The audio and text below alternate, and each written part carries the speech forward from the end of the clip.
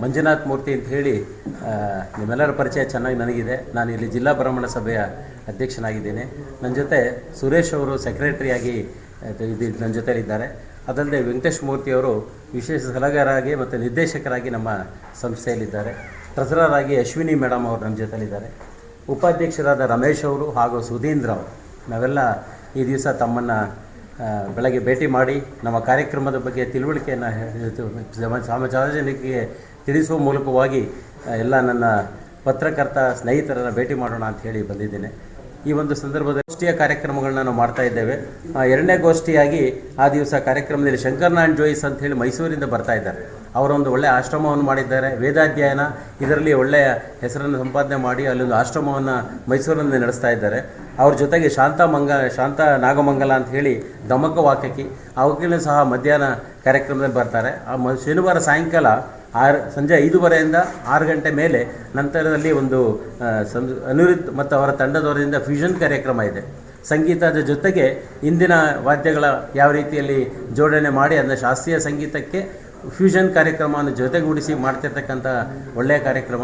ಈ ಒಂದು ಕಾರ್ಯಕ್ರಮ ಮುಗಿದ ನಂತರ 28ನೇ ತಾರೀಕು ಬೆಳಗ್ಗೆ ಉದಯರಾಗ ಕಾರ್ಯಕ್ರಮ ಅಂತ ಬೆಳಗ್ಗೆ 8 ಗಂಟೆಯಿಂದನೇ ಹಾಸನದಲ್ಲಿರ್ತಕ್ಕಂಥ ಯಾರೆಲ್ಲ ಕಲಾವಿದರಿದ್ದಾರೆ ಅವರೆಲ್ಲರಿಗೂ ಅವಕಾಶವನ್ನು ಮಾಡಿಕೊಡ್ಬೇಕು ಅಂತ ಹೇಳಿ ಬೆಳಗ್ಗಿನ ಕಾರ್ಯಕ್ರಮಗಳಿದೆ.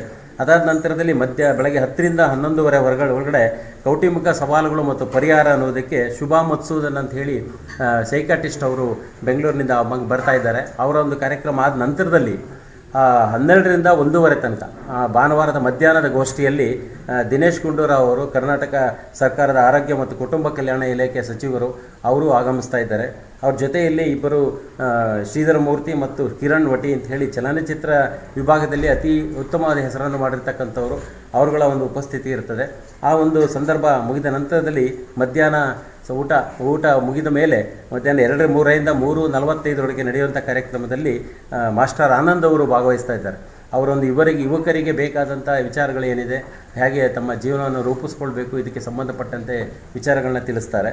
ಸಂಜೆ ಸಮಾರೋಪ ಸಮಾರಂಭದಲ್ಲಿ ಭೀಮೇಶ್ವರ ಜೋಶಿಯವರು ಹೊರನಾಡ ಕ್ಷೇತ್ರದ ಧರ್ಮಕರ್ತರಾದರು ಅವರು ಬರ್ತಾ ಇದ್ದಾರೆ.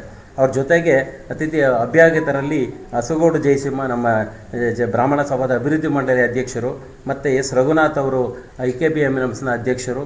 ಅವ್ರ ಜೊತೆಗೆ ಮಲೆನಾಡು ತಾಂತ್ರಿಕ ಶಿಕ್ಷಣ ಸಂಸ್ಥೆಯ ಅಧ್ಯಕ್ಷರಾದಂಥ RT ದೇವೇಗೌಡರು ಮತ್ತು ಅವ್ರ ಜೊತೆಯಲ್ಲಿ ಇವರು ಜಗದೀಶ್ ಅವರು ಭಾಗವಹಿಸ್ತಾ ಇದ್ದಾರೆ. ಈ ಎಲ್ಲ ಕಾರ್ಯಕ್ರಮಗಳು ಜೊತೆಗೆ ಅಲ್ಲಿ ಒಂದು ಮೆಹಂದಿ ಕಾರ್ಯಕ್ರಮವನ್ನು ನಾವು 2 ದಿನ ಬೆಳಗ್ಗೆ 9ರಿಂದ ರಾತ್ರಿ 9 ಗಂಟೆವರೆಗೆ ಬರುವಂಥ ಎಲ್ಲ ಮಹಿಳೆಯರಿಗೆ ಒಂದು ಗುರುತಿನ ಕಾಣಿಕೆಯಾಗಿ ಕೊಡುವಂಥ ಒಂದು ಕಾರ್ಯಕ್ರಮ. ಜೊತೆಗೆ ಮಕ್ಕಳಿಗೆ ಸಹಕಾರ ಹೋಗುವಂತೆ ಮಕ್ಕಳಿಗೆ ಈಚಿನ ದಿನಗಳಲ್ಲಿ ನಾವೆಲ್ಲ ತಿಳಿದಿರೋ ಹಾಗೆ ಗಾಳಿಪಟ ಹಾರಿಸುವಂಥ ಕಾರ್ಯಕ್ರಮಗಳು ತುಂಬ ಕಡಿಮೆ ಆಗಿದೆ. ಮಕ್ಕಳಲ್ಲಿ ಗೊತ್ತಾಗಬೇಕು ಯಾವ ರೀತಿಯ ವಿನ್ಯಾಸದ ಗಾಳಿಪಟಗಳನ್ನ ಹಾರಿಸಲಿಕ್ಕೆ ಸಾಧ್ಯ ಇದೆ ಅಂತ. ಅದಕ್ಕೆ ಮ್ಯಾಂಗ್ಳೂರಿನಿಂದ ಒಂದು ಮ್ಯಾಂಗ್ಳೂರ್ ಇಂಟರ್ನ್ಯಾಷನಲ್ ಕೈಟ್ ಆರ್ಗನೈಸೇಷನ್ ಅಂತ ಇದೆ. ಅವರು ದಿನ ಮಧ್ಯಾಹ್ನ 3 ಗಂಟೆಯಿಂದ ಸಂಜೆ 6:30 ತನಕ ಮಲೆನಾಡು ತಾಂತ್ರಿಕ ವಿದ್ಯಾಲಯದ ಒಂದು ಸಭಾಂಗಣದಲ್ಲೇ ಈ ಒಂದು ಕಾರ್ಯಕ್ರಮದಲ್ಲಿ ಗಾಳಿಪಟಗಳು, ವಿಶಿಷ್ಟ ರೀತಿಯ ಗಾಳಿಪಟಗಳು, ಸುಮಾರು 50 ರೀತಿಯ ಗಾಳಿಪಟಗಳು, ಒಂದೊಂದು ದಿನಕ್ಕೆ 25 ರೀತಿಯ ಗಾಳಿಪಟಗಳನ್ನ ಹಾರಿಸೋದ್ರ ಮೂಲಕ ಒಂದು ಕಾರ್ಯಕ್ರಮಕ್ಕೆ ತಮ್ಮ ಸಹಕಾರವನ್ನು ಕೊಡ್ತಾ ಇದ್ದಾರೆ. ಮತ್ತು ಒಂದೇನಂದರೆ ಹಾಸನದಲ್ಲಿ ಇರ್ತಕ್ಕಂಥ ಇಡೀ ಜಿಲ್ಲೆಯಿಂದ ಎಲ್ಲ ಯಾರೆಲ್ಲ ವಿಧಾನಸಭಾ ಇವರಿದ್ದಾರೆ MLAಗಳು ಅವರೆಲ್ಲರೂ ಕೈಲಾದಂಥ ಸಹಕಾರವನ್ನು ಕೊಟ್ಟು ಈ ಒಂದು ಕಾರ್ಯಕ್ರಮ ಯಶಸ್ವಿಗೊಳಿಸಲಿಕ್ಕೆ ಅವಕಾಶವನ್ನು ಮಾಡಿಕೊಟ್ಟಿದ್ದಾರೆ. ಹೆಚ್ಚಿನದಾಗಿ ತಮ್ಮೆಲ್ಲರ ಸಹಕಾರ ಈ ಕಾರ್ಯಕ್ರಮಕ್ಕೆ ತುಂಬ ಅವಶ್ಯಕತೆ ಇದೆ ಅಂತ ಹೇಳಿ ನಾನಾದರೂ ಭಾವಿಸ್ತೇನೆ. ಯಾಕೆಂದರೆ ಏನೇ ಕಾರ್ಯಕ್ರಮಗಳು ನಾವು ಮಾಡಿಕೊಂಡ್ರೂ ಅದನ್ನು ಬಿತ್ತರಿಸಿ ಸಾರ್ವಜನಿಕ ಭಾಗದಲ್ಲಿ ತಿಳುವಳಿಕೆಯನ್ನು ಕೊಟ್ಟು ಈ ಒಂದು ರೀತಿಯ ಕಾರ್ಯಕ್ರಮಗಳನ್ನ ಯಶಸ್ವಿಗೊಳಿಸಲಿಕ್ಕೆ ತಮ್ಮೆಲ್ಲರ ಸಹಕಾರ ತುಂಬ ಅತಿ ಮುಖ್ಯ ಅಂತ ಹೇಳಿ ನಾನಾದರೂ ತಿಳ್ಕೊಂಡಿದ್ದೇನೆ. ನಮ್ಮೆಲ್ಲರ ಹಾಸನ ಜಿಲ್ಲೆಯ ಎಲ್ಲ ಬ್ರಾಹ್ಮಣರ ಸಮೂಹದ ಪರವಾಗಿ ನಾನು ಈ ಮೂಲಕ ತಮ್ಮ ಎಲ್ಲ ಪತ್ರಕರ್ತರಿಗೂ ನಾನು ಈ ಒಂದು ಆಹ್ವಾನವನ್ನು ನೀಡ್ತಾ ಇದ್ದೇವೆ. ದಯಮಾಡಿ ಎಲ್ಲ ಗೋಷ್ಠಿಗಳಲ್ಲೂ ತಾವು ಭಾಗವಹಿಸೋದ್ರ ಮೂಲಕ ನಮ್ಮ ಜೊತೆಯಲ್ಲಿರಬೇಕು. ಆ ದಿವಸ ಕಾರ್ಯಕ್ರಮದಲ್ಲಿ ಪೂರ್ತಿ 2 ದಿನ ಜೊತೆಯಲ್ಲಿದ್ದು ನಾವು ಕೊಡುವಂಥ ಊಟ ಉಪಚಾರಗಳೇನಿದೆ ಅದನ್ನ ತಾವು ಸಹ ನಮ್ಮ ಜೊತೆಯಲ್ಲಿದ್ದು ಸವಿಬೇಕು ಅಂತ ಹೇಳಿ ಈ ಮೂಲಕ ತಮ್ಮಲ್ಲಿ ಕೋರ್ತಾ ಇದ್ದೇನೆ. ಧನ್ಯವಾದಗಳೆಲ್ಲರಿಗೂ. ಮುಂಚೆ ಹಾಸನದಲ್ಲೇ ಆಗಿತ್ತು. ಸುಮಾರು 12 ವರ್ಷದ ಹಿಂದೆ CS